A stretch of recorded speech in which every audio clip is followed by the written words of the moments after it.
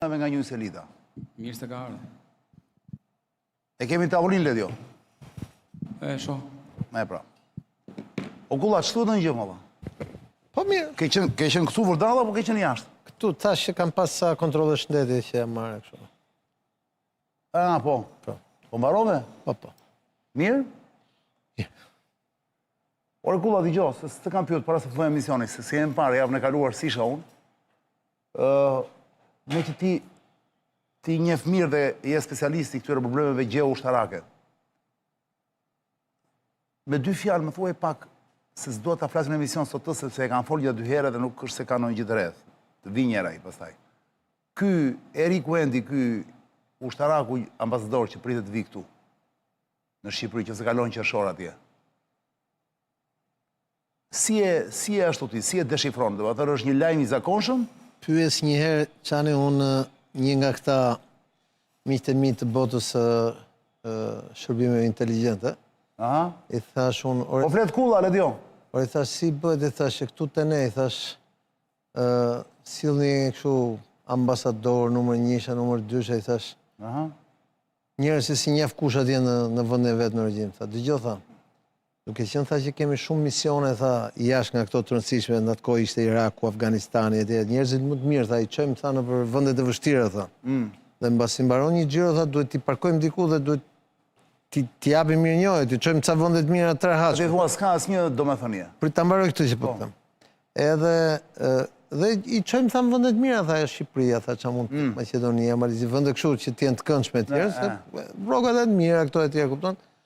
Kështu që kjo ka sens, ajo është general në nivelit lartë, që kam vendosur ta çojnë në një vend. Ata donin ta çonin Katar nuk e çon për arsye të tjera. Nuk kaloi, nuk pranoi, nuk e pranuan. Po, prandaj thash që nuk kaloi për arsye të tjera, kështu që e kanë sjellë Shqipëri. Shqipëria është vend i rehatshëm, vend mik për ta po.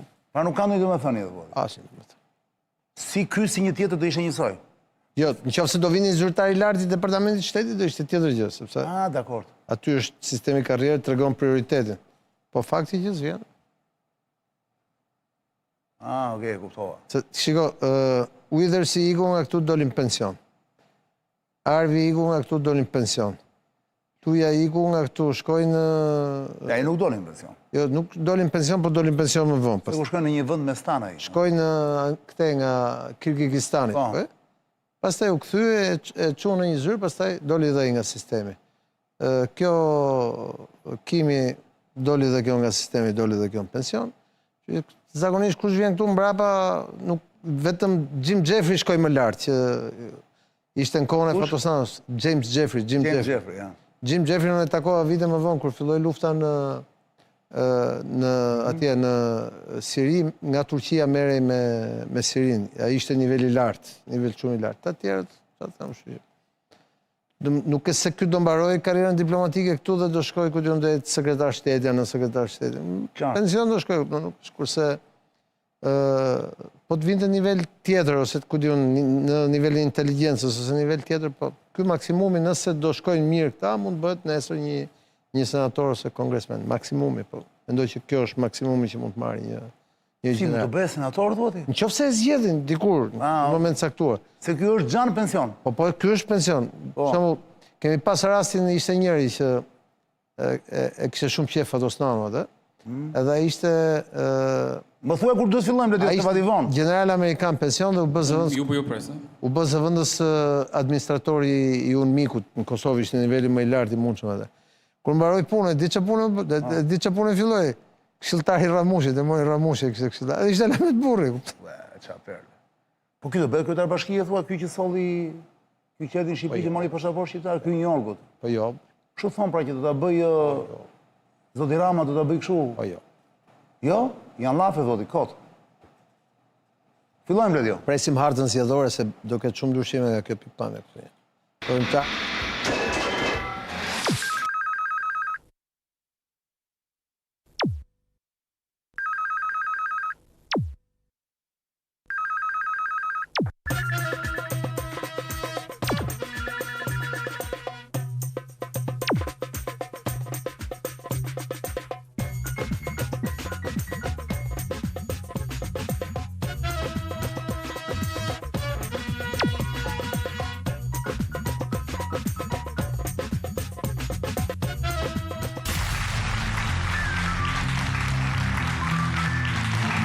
Përshëndetje toksor, përshëndetje toksore. Ju sa po keni mbritur, jemi live tu në emisionin tim Zonë e Lirë, sezoni 23, episodi ju del tani këtu 1071 sonte. Sonte është e premte, data 17 prill 2026, me ne sot në studio. QR kodi që leti ju e plas tani në ekran, ku ju mund të skanoni me celularin tuaj të bërë një login, dhe të nisi mesazhet tuaja. Me ne sot në studio Ilir Kulla. Zakonisht si çdo të premte, dhe Uj Selita, gëzuar. Ilir Kulla mi mbrëma. Mund të ndiqni këtë emision dhe Kullën live në këto momente në YouTube për qefin tuaj të faqja që sa po ju doli në ekran Zonë e Lirë Official, mos harroni të bëni një subscribe, nëse ka mundësi, se na duhet. Ju duhet dhe na duhet, dakord, një subscribe. Mam. Plaset favora e parë në ekran le dio.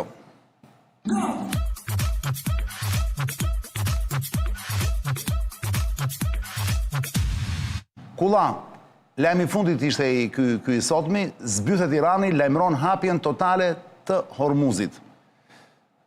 A mund të themi në këtë rast, Kulla, që Trumpi në një mënyrë e fitoi luftën? Kemi dhe gjërat dani deri në ekran, vetë ministri i jashtëm i Iranit ka deklaruar këtë gjë. Jo, le dio, kjo është e Libanit. Mos u ngatro, do nxjerrësh temën zero, siç e lam bashk. E ka deklaruar ministri i jashtëm i Iranit, pastaj deklaroi dhe Trumpi në Truth.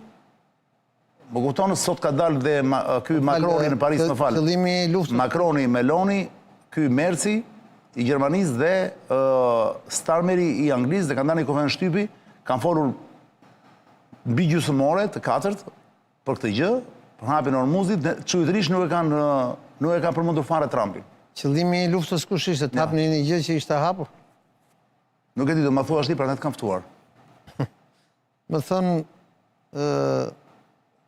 jemi në një nga situatat më absurde të... Pra nëse ka në i fitore reale në këtë histori, është ndërprer lufta dhe s'do vriten më njerëz. Por regjimin Iran nuk ra.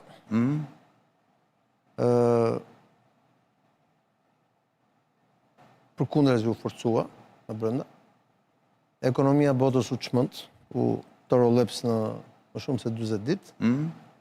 Për herë të parë ndodhi një gjë që s'kishte ndodhur, është përtej ligjit ndërkombëtar, përtej drejtës ndërkombëtare, sigurisë ndërkombëtare ujore, etj, që një vend që është antar i OKB-s çohet edhe thot tani unë e bllokoj kanalin, që s'është një kanal si në rastin e Suezit që kanë hapur vetat, apo është dhe të tjerët nuk arrin dot ta zbllokojnë dot.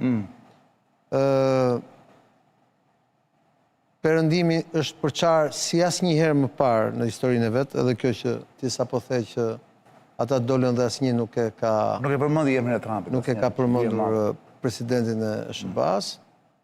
Është vrarë një numër jo i vogël dhe plagosur një numër jo i vogël ushtarakësh amerikan në rajon në pak ditë. Është vrarë një numër jo pak i vogël iranianësh dhe libanezësh rreth 5.000 veta në 40 ditë. Janë vrarë dhe plagosur gjithashtu një numër jo i vogël arabësh që s'kishin lidhje fare me konfliktin në gjithë to 40 ditë. Janë dëmtuar sisteme industriale detare, gazi, nafte në të gjithë lindjen e mesme nga Qipro e deri në Gjirin Persik. Janë goditur të gjitha qytetet e Izraelit, të gjitha bazat, të gjitha janë vrarë civil, janë vrarë ushtarak edhe në Izraelit, edhe në Liban. Ti thua, gjitha kjo u bë kot thua ti, pas një arsye. Jo, nëse kjo është fitore, po urimi fitore. Po për shembull, askush nuk e mohon, me atë këta që nuk e duan Trumpin fare, që gjithsesi pavarësisht nga rezultati dhe nga bilanci, një gjë është e sigurt që sot Irani, sot po flasim, nuk është njësoj si një muaj e gjysër para, pas në të lufta, ushtria iraniane, në kuptimin gjithë mrokullat e ushtrisë tyre, jo të gjitha, po patën flota aerore. Po flota aerore, po shikoj atje, Vajti, Qielli nuk e kontrollojnë dot. jo, kjo është absolutisht e pavërtet. Flota detare. Kjo është absolutisht e pavërtet. U rrëzuan, absolutisht e pavërtet me fakte. U rrëzuan mbi 10 avion amerikanë të nivelit të teknologjisë lartë, pikërisht qiellin e Iranit. Vetëm një gjë kanë bërë amerikanët që si shkonte kujt mendje. Kanë harxuar $1 miliard për të shpëtuar një ushtarak. Se bën dot kush në botë. Kjo ishte një gjë si filmat e Hollywoodit për të evakuar pilotin. Gjithë tjerët janë kështu nga dështim, edhe jo vetëm, po gjithë ta me radhë, Arabia Saudite, Katari, gjithë ta që ishin me radhë, sepse gjithë ngelën u surprizu nga fuqia e zjarrit edhe nga kapacitetet që tregoi Irani me teknologji. Por për herë të parë pam edhe Izraelin, dobësinë ushtarake të Izraelit, që Izraeli zakonisht ka treguar nivele të jashtëzakonshme të aftësisë ushtarake dhe teknologjike që e pam të kësaj radhe që s'arriti dot, por mund të themi me gojën plot që Mossadi ka dhënë rezultate të jashtëzakonshme. Eliminimi i disa nga komandantëve, i liderit Khamenei e tjerë, ishin gjitha veprat të Mossadit edhe treguan edhe njerëz izraelitët që shërbimi sekret, inteligjencë kanë në nivele siprore, sepse kanë edhe teknologji, por edhe inteligjencë umane në terren. Për pjesën tjetër, unë nuk kam parë kur në njerë më të dobët perëndimin se tani. Dje, kur u kthye ai shefi shtabit të ushtrisë së Pakistanit në Pakistan, ata ngritën avionët iranian F-15 dhe shoqëruan deri në kufi, që do thotë nuk i kanë goditur. Lundrimi tani aty në pjesën iraniane bëhet me anijet ushtarake iraniane. Regjimi nuk ra, të gjithë ata që u vranë u zëvendësuan përkundër se u bën edhe më agresiv. Kanë fituar para me shitjen e çmimit naftës, gazit tot ditë Rusia edhe Irani, sa s'kan fituar në herë tjetër se me këto lloj të ardhurës, me këto lloj çmime që u. Po pse Irani deri pranoi që do thonë doli me deklaratë sot që ne jemi dakord hapet për mua. Sepse aleati i madh i Iranit në këtë luftë, Kina? Jo vetëm këtë luftë, që është Kina, i tha që tani ne po ulim me amerikanët dhe ju duhet ta hapni këtë gjë. Sepse në muajin që vjen përgatitet vizita e presidentit Trump Po në 17 maj më duket në 14. Në Kinë, edhe ajo është një vizitë ku mendohet që do ketë marrëveshje të mëdha dhe do jetë e nivelit se ajo që presidenti Shëbaz bëri me Arabinë Saudite. Jo, me vizitën në Rusi. Kështu që është e qartë që Irani pa ekonominë kineze, ne kemi thënë këtu, lufta kushton 1 miliard ditë për njërin dhe 1 miliard ditë tjetër.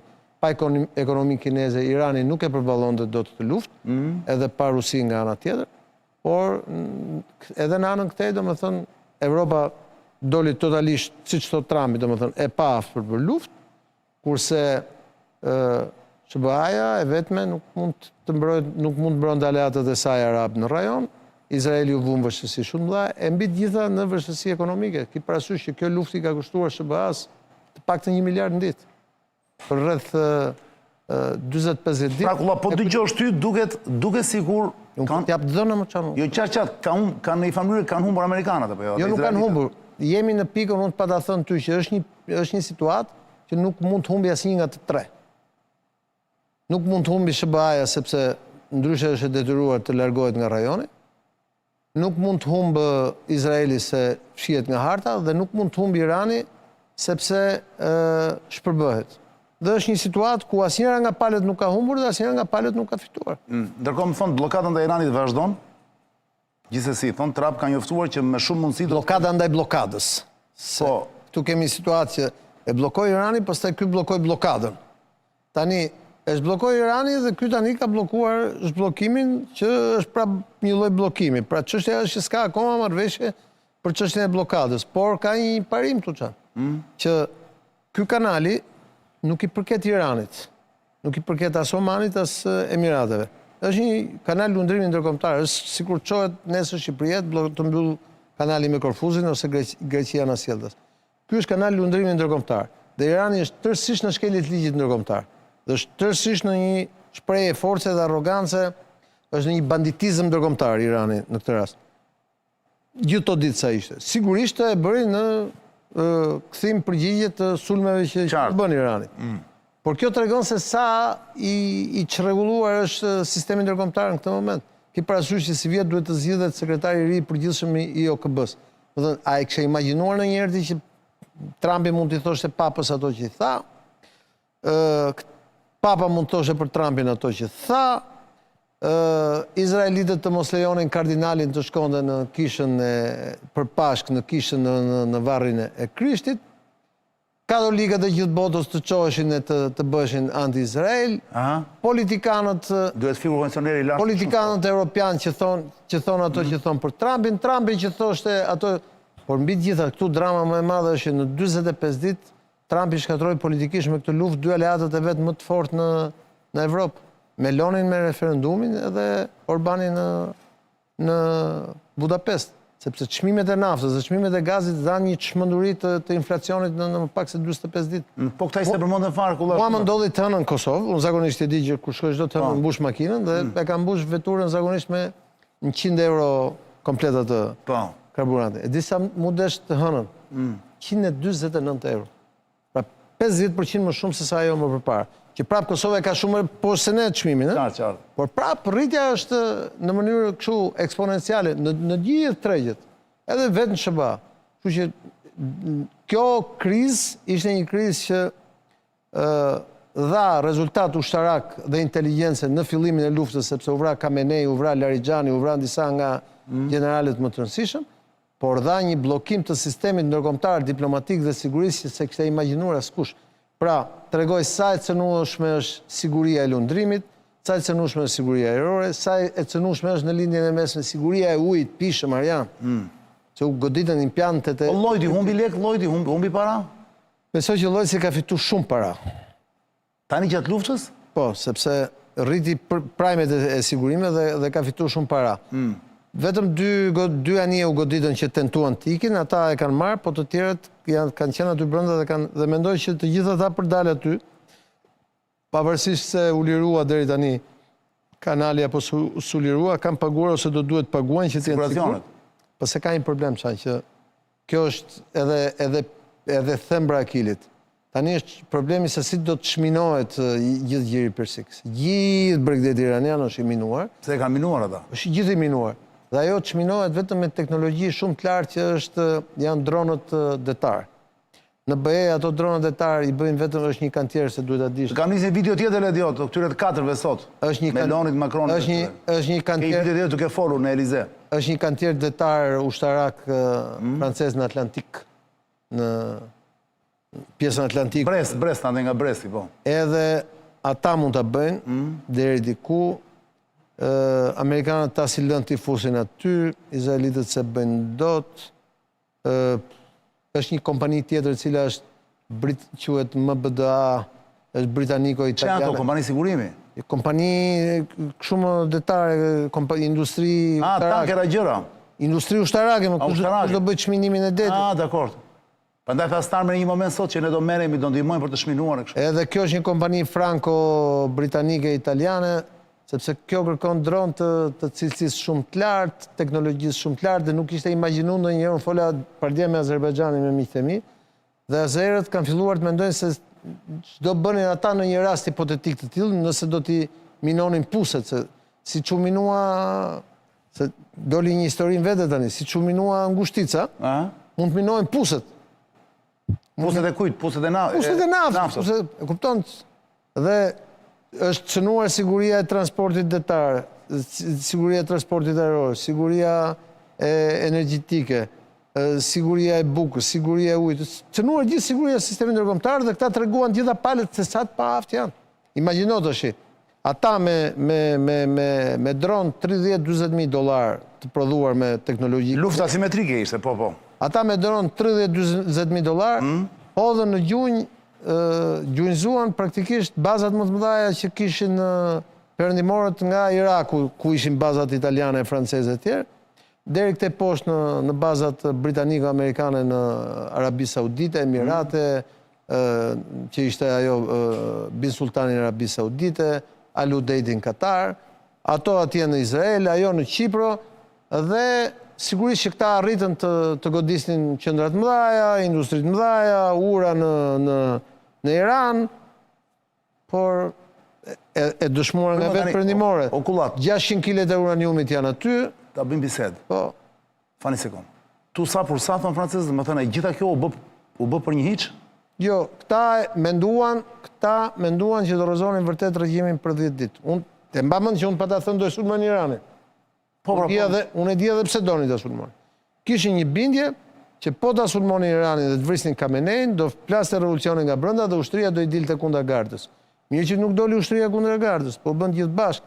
Dhe kishin dhe një bindje tjetër që etnitë e tjera, pra kurdët, azerët, këta, do bëhen gjithë kundër regjimit dhe dorëzojnë regjimin. Mirë që s'u bën, po u bën gjithë bashkë dhe ndodhi kundër ta. Pse? Sepse nga pikpamja eskatologjike, duke vrarë të parin e besimit shiit, ata i dhanë atë që besimi shiit propagandon, që do vi një ditë shejtani, që ata presin imamin e fundit, imam Mediun, do vi shejtani dhe në të rast në kuptohë, shejtani thoi se është Izraeli dhe do vrasi njeriu në shenjtë, i cili pastaj do shkojnë parajs dhe ky është imam Mediu, i cili do vi dhe do shpëtoj botën, domethënë do shpëtoj muslimanët, në rastin konkret do shpëtoj shiitët. Unë mendoj se një nga gabimet katastrofike në kalkulimin e atyre që menduan që po ta vrisin Khamenein në Ramazan, sulmi ndaj një vendi musliman në Ramazan ishte një autogol i jashtëzakonshëm, sepse në gjithë vendet e tjera muslimane, nga Pakistani deri tek arabët, nga Azia deri në Afrikë, të gjithë muslimanët ishin kjo gjë që bëri Izraeli ishte pa... Te QR kodit e Totusit, Tedi i shkruan kulla, regjimi nuk ra, por Irani do bëjë marrëveshje dhe naftën nuk ja shet më Kinës me gjysmë çmimit. Do dorëzojnë dhe uranumin e pasuruar, thotë.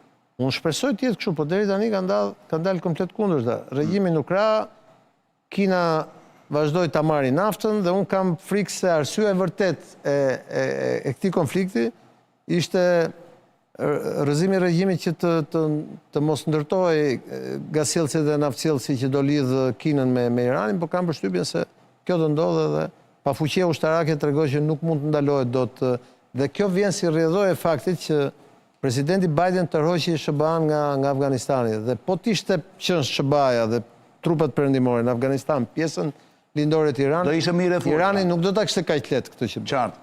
Po me ikjen e tyre nga atje, praktikisht ndodhi që Iranit në fillim me ndërhyrjen amerikane në Irak në 2003-shin, Irani u zgjerua duke e bërë Irakun një Iran të dytë dhe me ikjen e Bidenit në 2021-shin nga Afganistani, edhe Afganistani u zgjerua dhe u bë një aleati... Kulla përgjigje me dy fjalë. Mirëmbrëma Çani pyete Kullën, vendimi për sulmuar Iranin në zgjedhje plotësisht e Trumpit, më shkruaj në QR kod, apo është ndikuar nga faktori Izrael? Jo, ta them drejt për drejt, se tash mund ta them.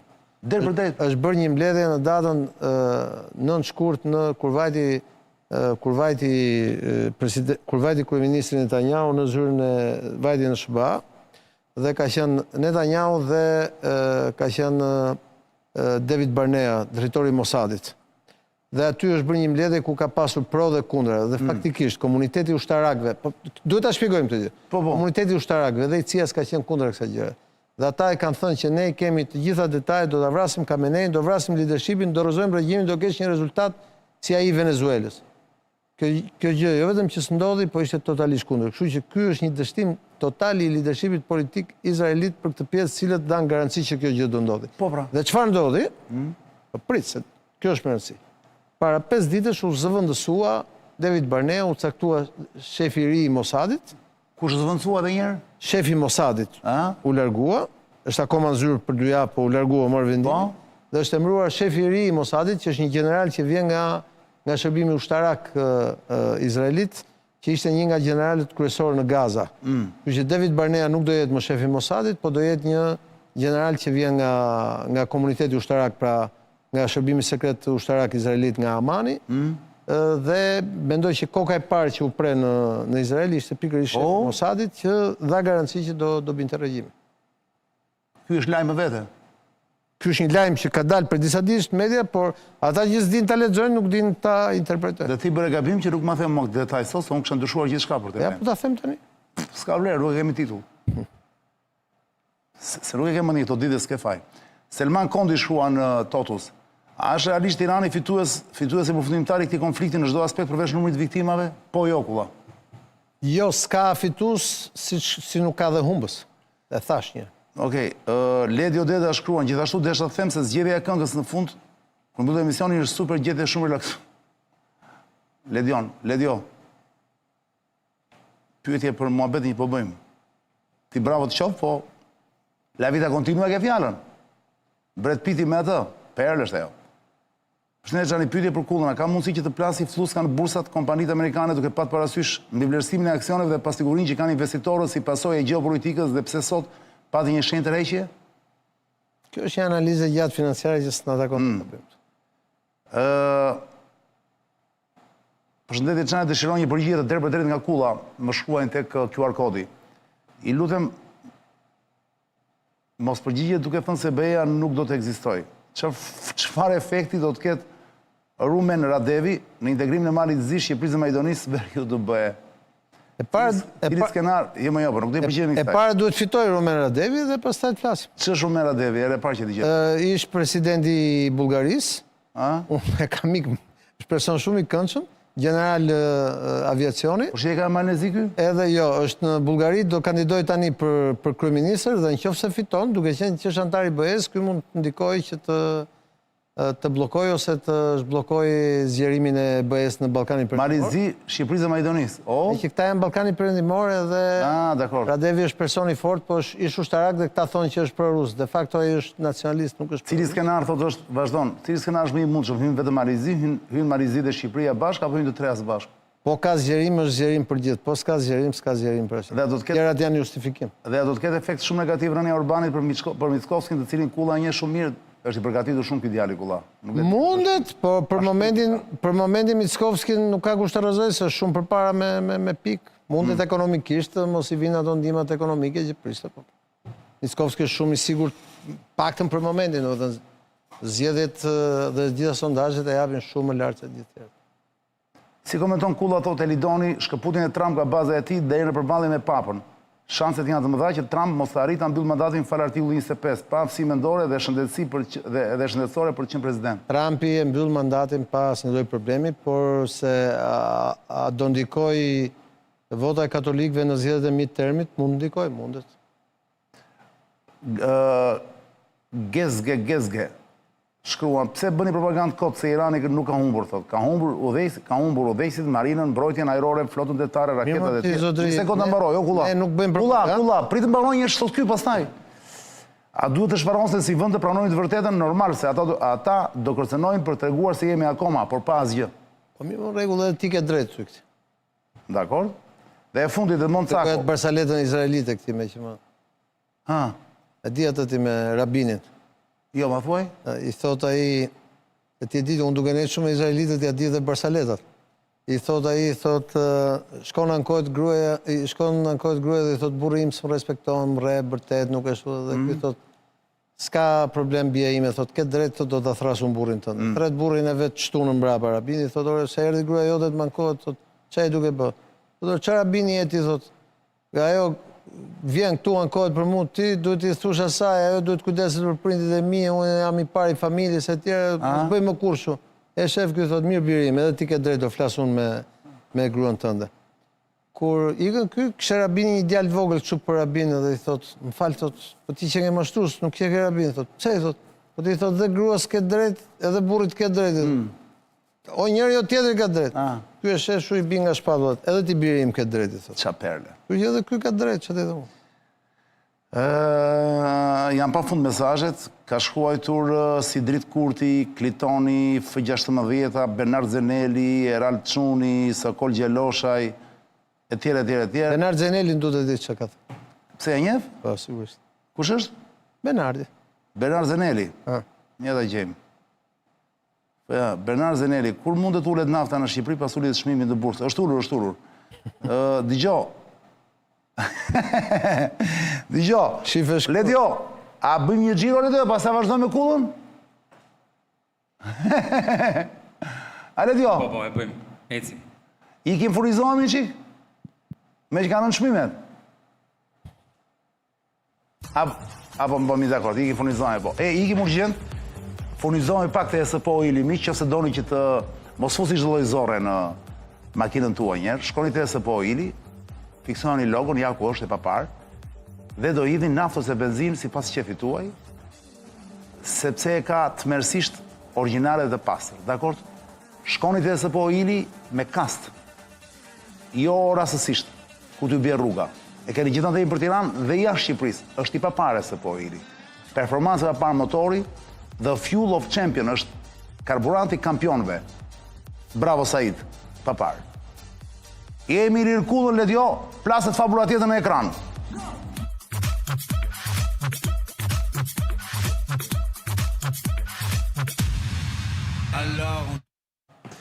Arnë pushim me Libanin, fitore apo të re... Bum, pse s'më the Ledjo? Ikim dhe rikthehemi, mos u largoni.